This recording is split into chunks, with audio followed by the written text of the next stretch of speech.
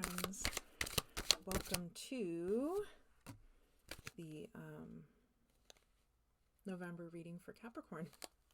We have the Empress that just popped out. Okay. Another one on the ground. Looks like 10 of Pentacles. Almost. That was cool. Did a complete 360. And so did that one. You full of some crazy energy right now? Like, I'm seeing like gymnastic energy. I don't know. Anyways, let me pick up that 10 of Pentacles that's on the ground. I'll be right back. So, as I said, we have the Empress, the 10 of Pentacles in the reverse, and the 2 of Swords. So, kind of an interesting energy in that as the Empress, you are connecting with that more feminine side of you. But you're also experiencing a particular kind of abundance. So that can be different for each person watching this. So it's a little hard to dive into, but what's interesting to me is the 10 of Pentacles that came out right after that. That can be this feeling of failure or loss, despite being in the Empress energy.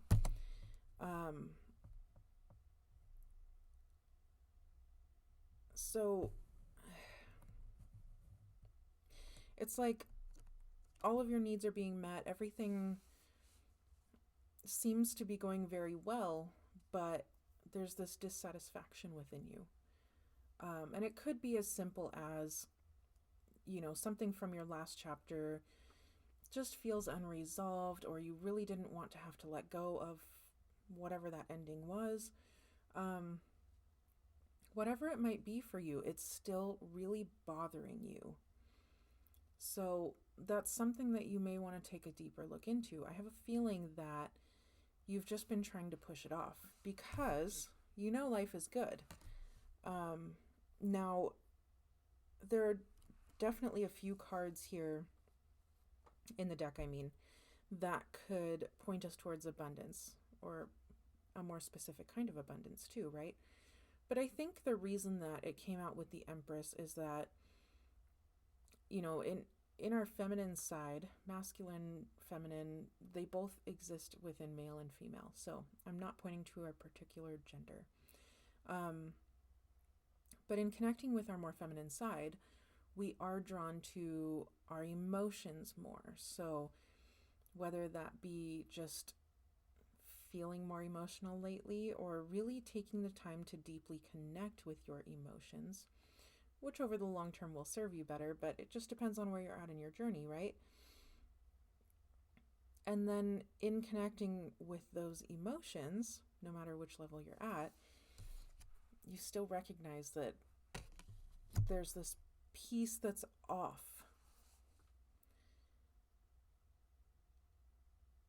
So it's something you have to look at.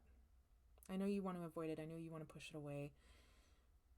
But it's going to keep bothering you until you address it. And if you're in a place of abundance, you want to be able to enjoy it. And I just see where you're not right now. So that sucks. You don't want that to keep going into perpetuity. Like, address it so that you can actually enjoy your abundance, okay? Another piece of this, sorry, I have something in my eye. Another piece of this is coming in through the 2 of Swords. The 2 of Swords can be this feeling of indecision. So I feel like I've been saying a lot lately, 2 sides of the same coin. And I do certainly see that with this situation that's going on right now, where you are feeling this loss, and maybe it's having a hard time letting something go. And at the same time, you're having difficulty choosing. Now, the 2 of Swords, it's really pointing me to the fact that there are 2 in this picture. So I feel like the choice that you're facing is between two. Now, I'm being drawn to this example of someone in a relationship. So this could be very specifically just for one person out there who's going to be watching this.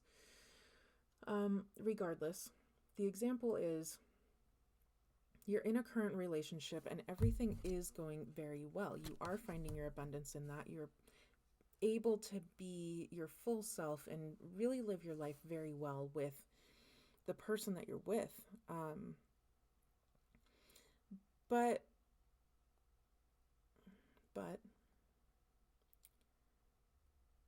something still sticks out to you about maybe a past relationship. Not that you want to go back to that relationship, but it sticks out to you as something that maybe is lacking in the current relationship. And so it's keeping you from really feeling that full satisfaction. I'll put it that way. Like, you're not reaching your 10 of Cups because there's still that one thing that is really important to you that's not quite there. So the choice in that matter is, do you keep trying? Do you work on it? Or is it time to let that one go?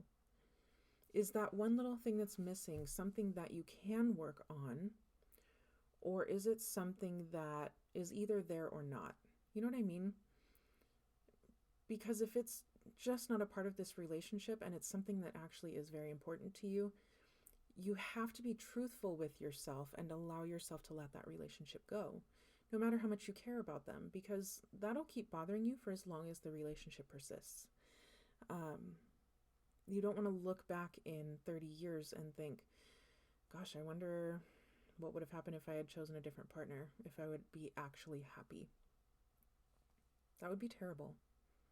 So yeah, I mean, you do have a certain degree of happiness right now. I'm not saying you don't, but something is keeping you from being that full, authentically happy, fully realized self. I don't know how else to put it.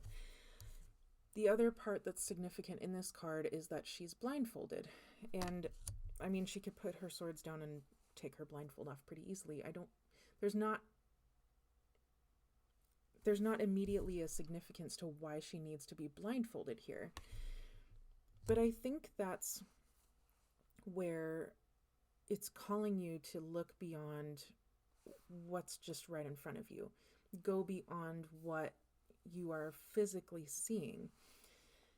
Because yeah, I mean, we can get stuck in these appearances of like, everything is great and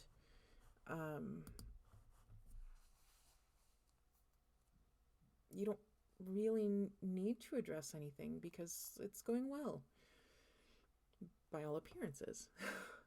But we have to dive further than that to see what's in our heart and what we've been mulling over, what's been bothering us. That's internal. That's not necessarily something that you're going to see or the people around you are necessarily going to see when you're out together, right? So you have to look internally for that answer. Okay. Let's go ahead and pull an oracle card real quick for some advice, and then we will head into the extended. I'm always excited to see the extended, and I mentioned it on another signs reading that it feels like a privilege to kind of go through this stuff in life with you. Even if I don't know the particular ins and outs of your circumstances, being able to help people through these things is a privilege, and I'm honored to be a part of it. So, what advice do we have? There we go. I'll grab that and be right back. So true. It says, my outer experiences are a reflection of my internal condition. What were we just talking about? the things that we're feeling internally, especially if they don't align with what the external looks like, it'll throw everything off. And even if we try to suppress it and try to block it out or whatever, eventually it'll come to the surface. And the longer that you block it out and the more you try to just shove it down, the more vengeance it'll come back with, and the more potential it has to just turn everything upside down. So it's just drawing that attention to what's going on inside. Figure that out. That's what we're looking at right now.